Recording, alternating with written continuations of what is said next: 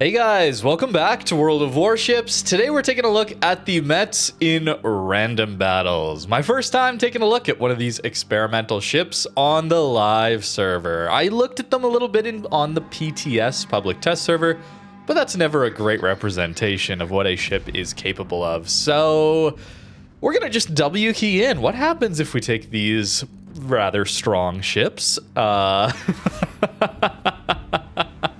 Yeah, it's just triple sit out of Wichita. Same tier, by the way.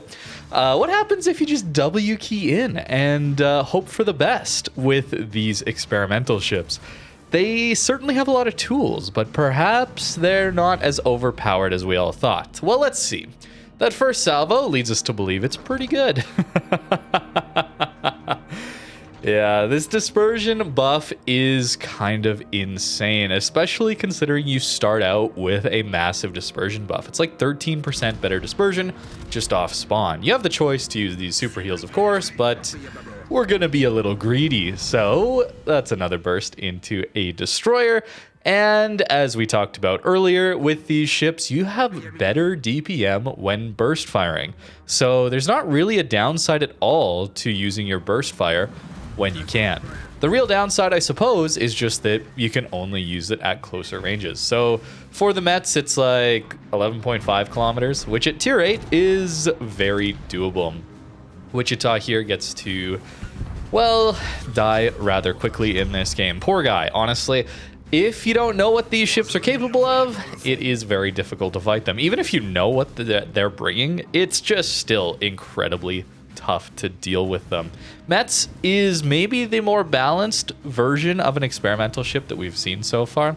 As we get into higher tier, which I'll be showing as I unlock them, they get more armor and they get a lot more powerful guns. Here with Metz, we still have battle cruiser guns, so these are 305s, but that means we still do a ton of damage. Let's be honest, the damage output here is immense. We don't have a ton of armor here either. We can get overmatched mostly everywhere by this Zeton. Only our deck armor is 30 millimeters. Everything else is 25, upper belt 27.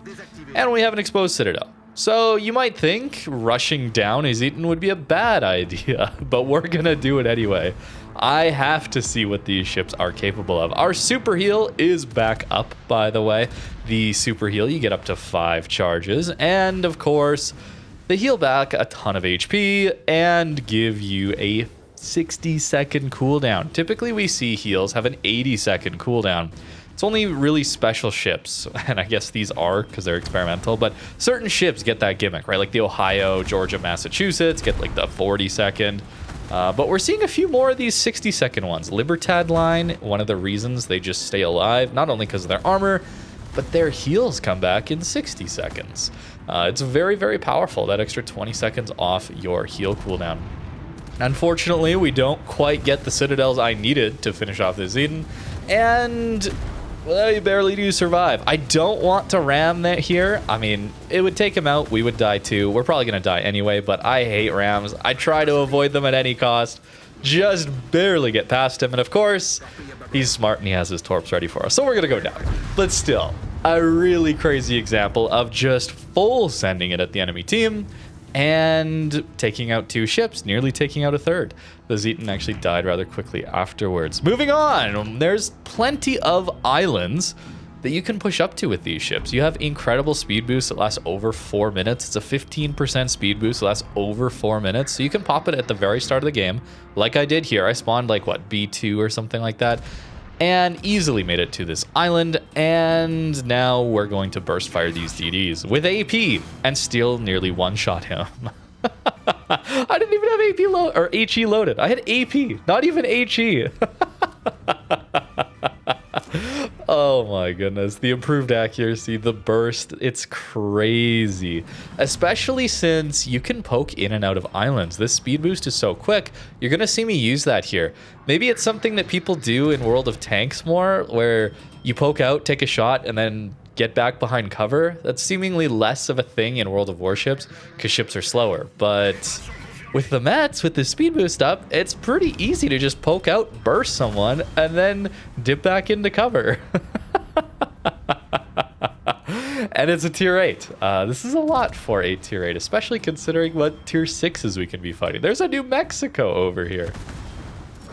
Now, if you're looking to get these ships, I will show you that in port afterwards, but it seemed like at least initially this bug may have been fixed. You had to actually go to the tech tree, click on experimental ships to even get some of those mission chains. They weren't just default delivered to your missions tab, which is a little unfortunate. We're seeing that with some of these adventures that Wargaming's putting out where they're locking progression behind clicking through some of these web campaign things. Really wish they just default them to being in everybody's mission tab so it's easy and nobody happens to miss them. That would be really nice to see, although it doesn't seem to be the direction. But Wargaming, if you're listening, please just give these missions to everyone by default so they don't have to click through some menus to even start to unlock them. Poor New Mexico, eh? Poor guy. Now we're going to get a little bit greedy here as there is a Synop broadside. We have improved dispersion, we have better reload thanks to some of our commander skills, and a burst fire at close range with improved AP pen angles and AP pen into a broadside Synop at 6 kilometers. We don't get the dispersion we're looking for, to be quite honest with you. I was hoping for a dev strike. I won't lie to you. I was a little disappointed. It's still amazing damage. But considering the power level, can you blame me for wanting a dev strike there? Still, though, we are going to help finish off this Synop. I don't understand why the burst fire gives you better DPM. I still don't understand that. Why doesn't it give you worse DPM? You're loading all of your eggs into one basket, I guess, would be the idea with a burst fire. So shouldn't there be a downside where you don't get the consistency of DPM in exchange for the potency of potentially one-shotting someone? Doesn't quite make sense to me from a design perspective. I'm of the opinion that these ships are going to be pretty overpowered. I thought that initially, and after playing Metz some more here in randoms, I am definitely of that opinion. Since I think Metz is probably the closest to balanced of them all, which Metz in itself feels rather far away from being balanced. Given how good the other two were on PTS, I am a little terrified to see what they're actually like in randoms. Now, if you want to unlock these all right away, you're going to have to spend upwards of 20,000 doubloons, which is a lot for something that's going to be removed in a couple patches. I would recommend you not do that and grind through the mission chains. It's going to cost you a lot of credits. It's over 40 million credits, as well as grinding out these action reports.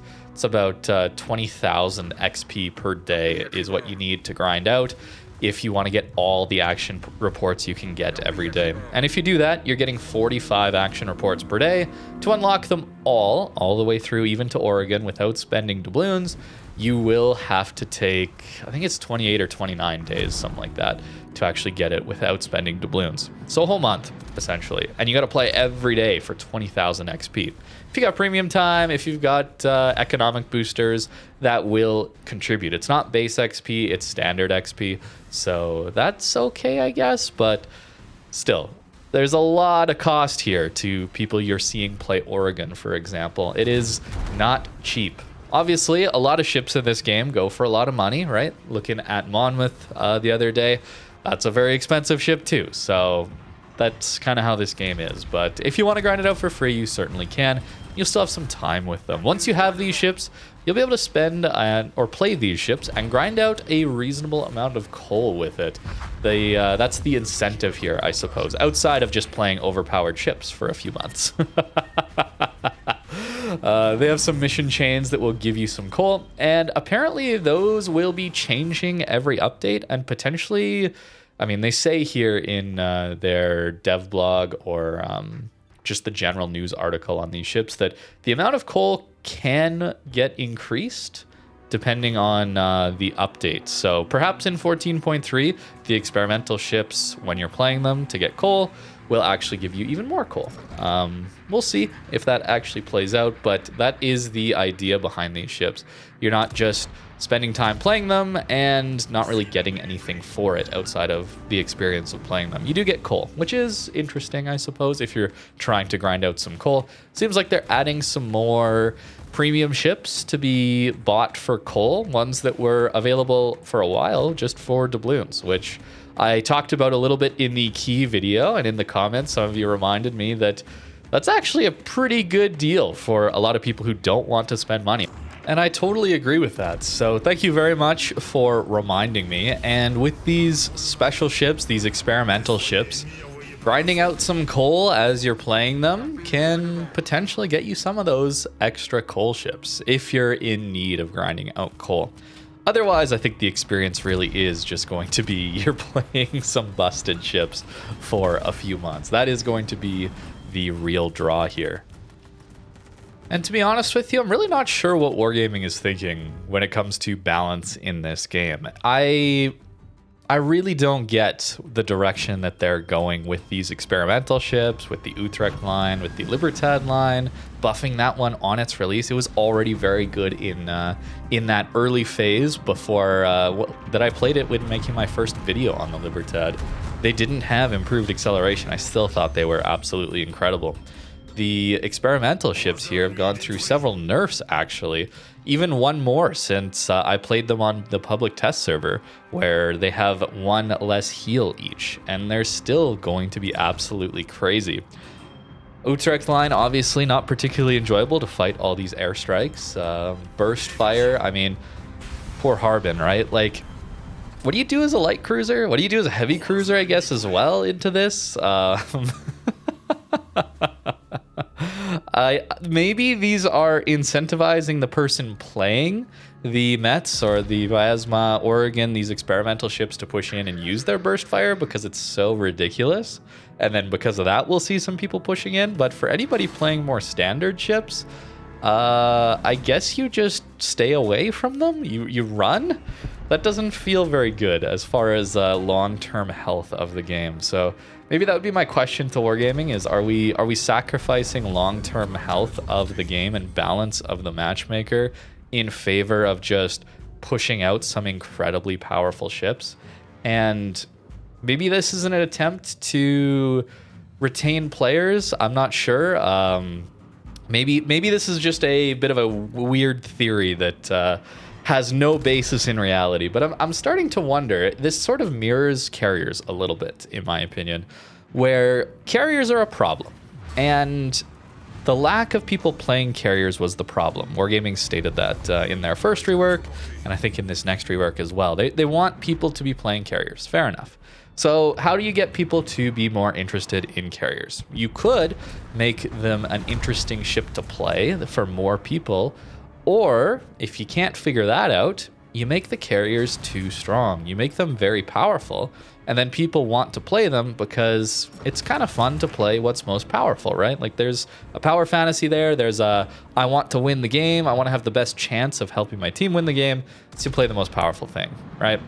And unfortunately, that seems to be the only way they've figured out how to rework carriers. And, you know, we haven't actually played with the new carrier rework, but it's looking like that's the direction we're going to go again. With these experimental ships, with these new tech tree lines, I'm a little bit worried that Wargaming is, I don't know. Are they concerned about player base? Are they concerned about the amount of people coming back depending on the month? I don't know, but it feels a little bit like we're getting overpowered ships as a way to maintain player base. And I really, really think that's a problem if that's the case. I don't understand otherwise why we would be getting such blatantly overperforming ships. And maybe it's just because these are the ideas they have and they want to implement them and they want people to play them. That could be it too. Maybe it's just totally not about player base and player numbers. But I'm worried that it's about trying to maintain a player population, and that the only way they know how to balance around player population is to make things too powerful. This, of course, is just a theory, though, and probably one that is easily disprovable, but it's just something that is popping into my head a little bit these days. I'm very concerned about the last few months of monetization. I'm very concerned about the waterline. I'm very concerned about what's being put into this game and how that's impacting the balance level and the meta game in this admittedly long-running live service game, right? Like, it's been around for almost 10 years at this point in full release, and there's a lot of ships that are really fun to play still, but they're a little bit weaker than what's coming in now. And I'm very concerned about the long-term impact that's going to have on the just general enjoyability of this game. But enough of that doom and gloom for now. Let's talk a little bit more about getting these experimental ships and where you can find some of those missions. So you definitely have to go tech tree first. I'm not sure if they've actually fixed this, but you have to start, you click in here at least, and then you can find, there will be a mission chain here, and I think it's to play 10 battles, or it'll tell you to spend 50,000 free XP to get through it. Once you've done that, then you'll be on a page a little bit like this, just for the Metz. And to unlock these, I believe it was 10 action reports and like 1 million credits or 2 million credits, something like that. With Vyazma here, it's 50 action reports and 2 million credits, so much more expensive. And then Oregon is 125. So takes quite a while to get through some of these higher tier ones. But Metz you can unlock in a day and a bit, basically. You get 45 action reports per day. You can see here completing 5,000 XP, 10,000 XP, 20,000 XP. That's how you get them there. And there's other rewards for coal, as we can see. Different ones based on which experimental ship you're playing, as well as just earning up here. Play a battle. Yeah, you just had to play one game, I guess. So different missions are rather interesting, I suppose, but the real reason you're probably looking to play these is just their power level, right? So I would recommend trying to grind out the Metz at least and see if you enjoy it. Vyazma shouldn't take you too much longer to grind out, but Oregon was the one that will really take quite a while.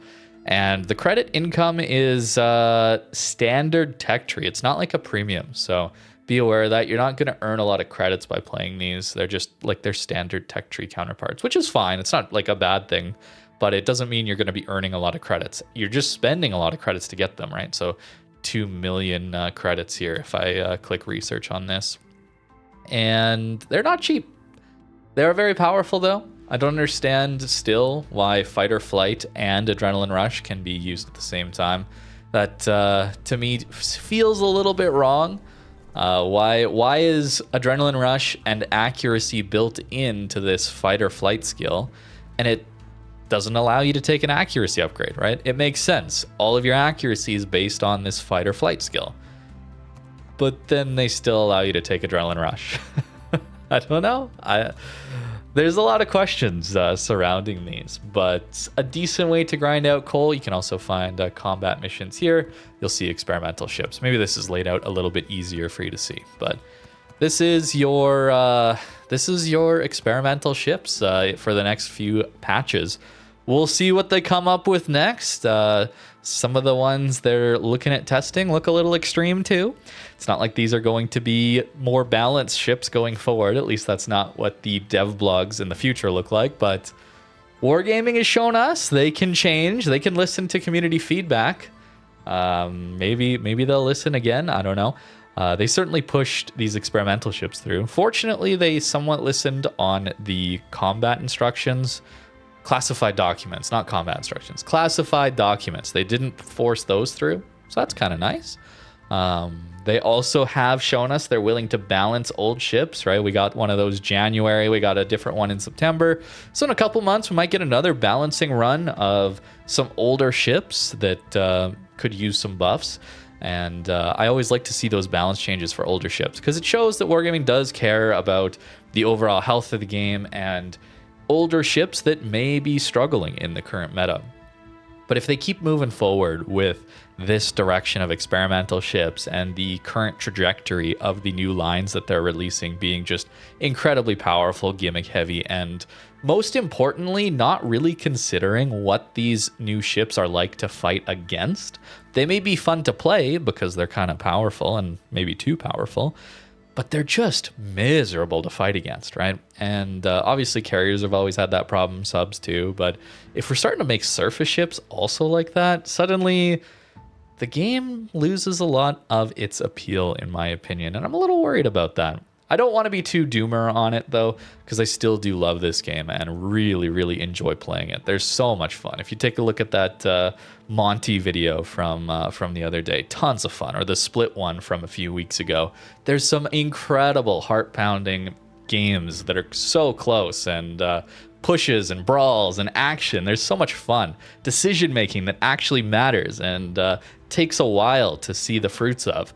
It's so good. They're so good. I'm just a little worried about wargaming and the direction they're taking. But that's going to do it for today's video. Thank you very much for watching, and have a great rest of your day.